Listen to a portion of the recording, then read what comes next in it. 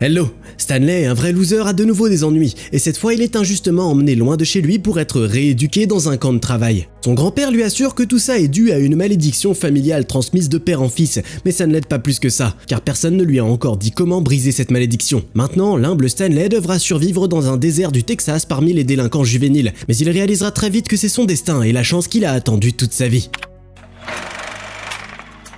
Au milieu du désert, des adolescents creusent des trous avec des pelles sous la supervision d'adultes. Un garçon nommé Barfbag voit un serpent à sonnette et s'en approche, n'écoutant pas les avertissements de ses amis. Il commence à taquiner le serpent avec son pied et son aventure se termine par une morsure empoisonnée. Pendant ce temps-là, l'adolescent malchanceux Stanley Yelnats, le quatrième, se retrouve avec d'autres problèmes. Des baskets avec une grande croix rouge, symbole du célèbre joueur de baseball Clyde Livingston, dont le garçon est un grand fan, lui tombent sur la tête à son insu. Il court joyeusement à la maison avec ses chaussures, mais en chemin, la police le voit et l'accuse de vol. Il ramène Stanley à la maison où vit sa famille étrange, composée de sa mère, de son père et de son grand-père. Les agents voient un appartement jonché de baskets, qui font en fait partie du projet de longue date de son père d'inventer un remède contre les odeurs de pied. La goutte qui fait déborder le vase, c'est les affiches de l'athlète au-dessus du lit de Stanley. La conclusion est évidente. Quand les visiteurs partent, le grand-père leur dit que c'est parce que l'ancêtre de Stanley, surnommé Pig Lover, a jeté une malédiction sur la famille. Not at my table. Mom, relax. I don't believe in the curse anyways. Au cours du procès, il s'avère que Livingston avait donné ses baskets aux orphelins, ce qui n'arrange pas le cas de Stan aux yeux du juge, qui le condamne à des travaux forcés dans un camp pour mineurs, où une place vient de se libérer. Il s'avère que le camp Green Lake est situé au milieu d'un désert. En cours de route, Stanley voit une étrange vision du passé avec un homme à la peau sombre menant une charrette tirée par des chevaux. À son arrivée, il est amené chez un homme nommé Mr. Sir. Stanley peut à peine se retenir de rire, bien que son nom s'avère également avoir un côté drôle. Everyone in my family names their son Stanley because it's Yelnats backwards. Mr. Sir explique qu'il n'y a presque pas de garde ici et qu'il porte une arme pour se protéger des lézards à taches jaunes. Le camp est dans une oasis et il est appelé Green Lake parce que le désert local est le fond d'un lac asséché. Tous les jours, comme une sorte de thérapie du travail, les condamnés doivent creuser un trou aussi profond qu'une pelle malgré le soleil brûlant et les serpents à sonnette. Mais même ça ne fait pas aussi peur que les lézards à taches jaunes, dont la morsure entraîne une mort atrocement douloureuse. On promet aux adolescents que s'ils trouvent quelque chose d'intéressant, ils peuvent prendre un jour de congé. Le docteur Pendansky, conseiller du camp, se présente et les informe de la principale règle du camp: ne pas énerver la directrice mystérieuse dont Mr. Sir est l'assistant. Il rencontre 3 autres adolescents, X-Ray, Squid et Armpit, qui appellent le psychologue maman. Stanley se voit attribuer une place dans leur tente sur la couchette qui appartenait à Barfbag. Là, il rencontre également Magnette et Zigzag, ainsi que Zero, qui ne parle à personne, pendant ce qu'il le considère comme mentalement handicapé à cause de ça. Armpit est chargé d'être le mentor de Stanley, et il lui enseigne rapidement les coutumes locales. It's not Theodore. It's Armpit.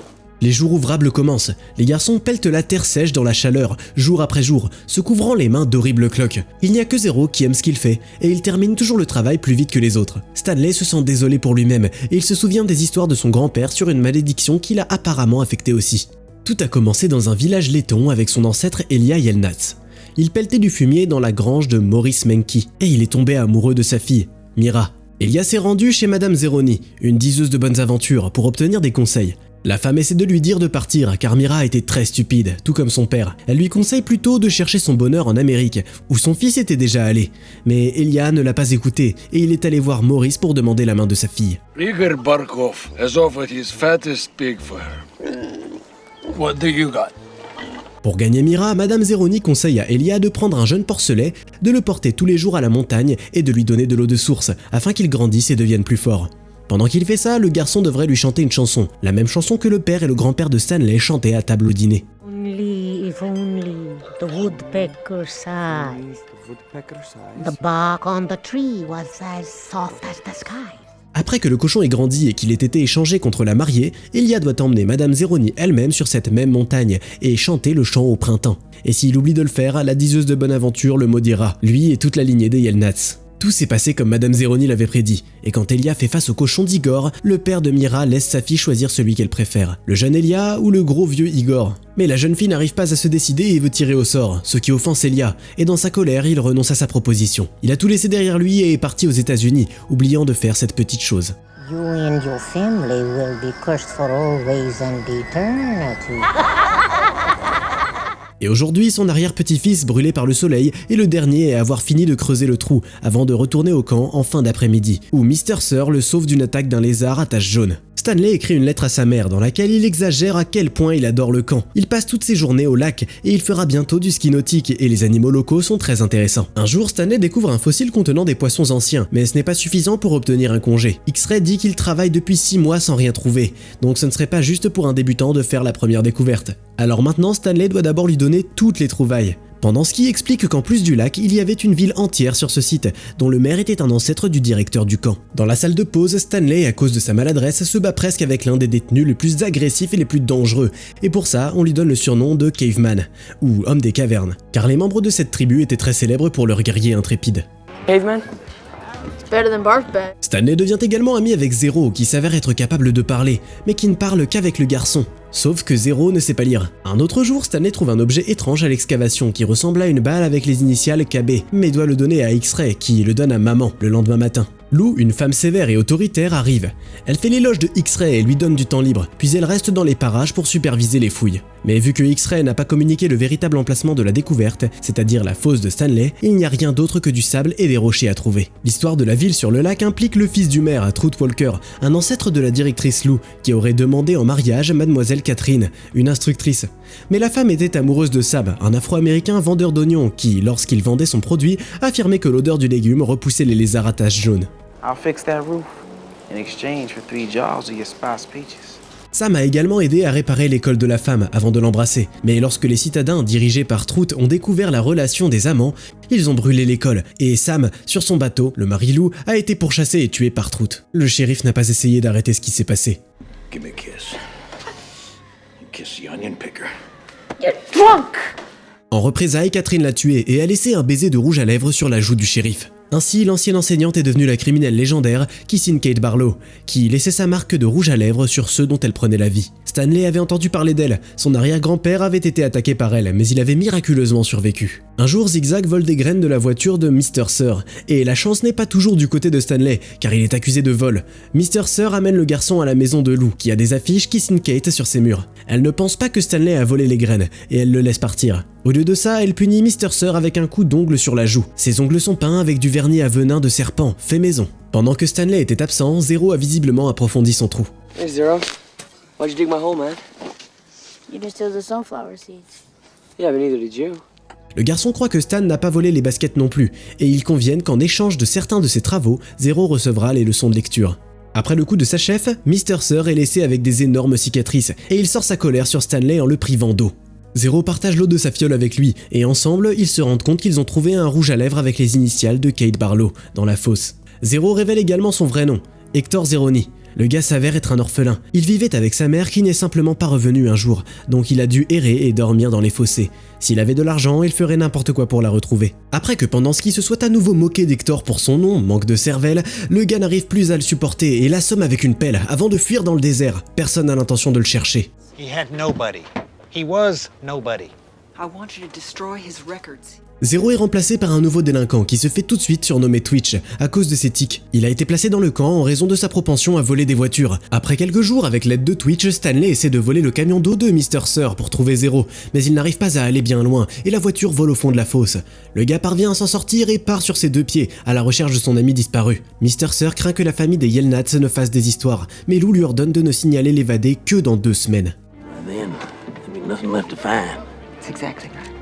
Stan, de son côté, retrouve Zero caché sous les restes du bateau naufragé de Sam, le Marilou. Il a survécu grâce à des canettes de splouche, les pêches en conserve de Mademoiselle Catherine, qu'elle utilisait pour payer Sam pour son travail. Stanley propose de retourner au camp, mais Zero refuse catégoriquement. Après avoir regardé autour d'eux, les garçons voient la montagne, le pouce de Dieu, celle dont le grand-père de Stanley leur a parlé, où l'ancêtre des Yelnats a été sauvé après que Kissing Kate ait volé sa diligence et les laissé pour mourir dans le désert.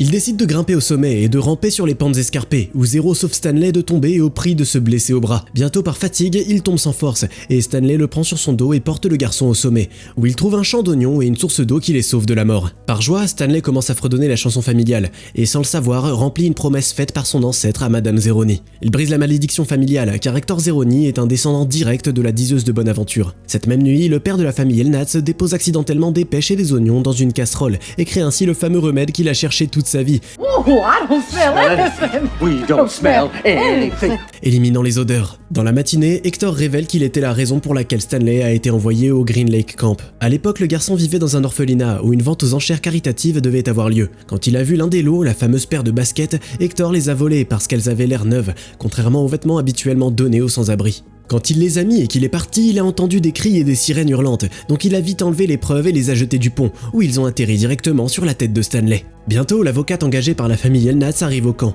La femme annonce que le jugement a été annulé et que l'adolescent a été libéré, et il est indigné qu'il ne puisse pas être retrouvé. Dans la soirée, les fugitifs voient des étoiles dans le ciel, et Stanley, se sentant chanceux pour la première fois de sa vie, suggère d'aller chercher un trésor dans le trou où il avait trouvé le rouge à lèvres de Kissing Kate. Avant sa mort, la femme avait en effet enterré quelque chose dans le désert. Même si Truthwalker lui a demandé sous la menace de mort de lui révéler l'emplacement du trésor, Kate n'a fait que maudire toute sa lignée à la recherche éternelle. Après quoi, elle a laissé un lézard à taches jaune la mordre et elle en est morte. Stanley et Zero trouvent le bon trou et déterrent le coffre. Lou et Mr. Sir repèrent les fugitifs et tentent de récupérer le trésor, quand soudainement un essaim de lézard mortel monte juste au-dessus des garçons.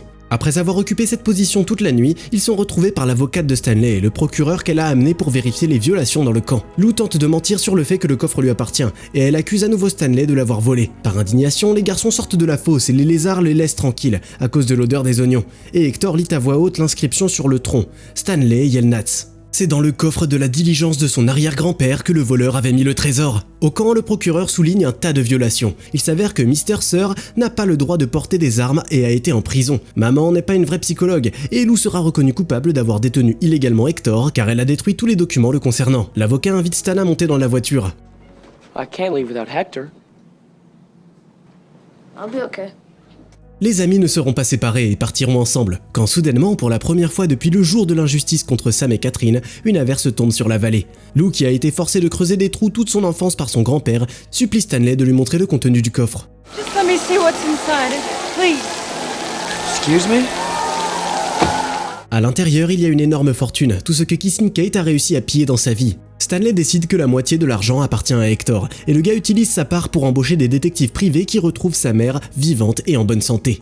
Le camp de Green Lake est fermé, et tous ces détenus sont renvoyés chez eux, et le déodorant que le père de Stanley a appelé Sploosh est devenu très populaire, et Livingston, le célèbre joueur de baseball, en fait la promotion. Les familles Yelnats et Zeroni ont acheté des maisons de luxe l'une à côté de l'autre, et ils passent du bon temps ensemble. Comme toujours, tu trouveras le nom du film dans la description de la vidéo. En attendant, tu peux nous laisser un commentaire ou tu peux nous dire si tu penses que les enfants répètent le sort de leurs parents. N'oublie pas de t'abonner à la chaîne et de liker la vidéo aussi, pour qu'on puisse te raconter encore plein d'autres histoires.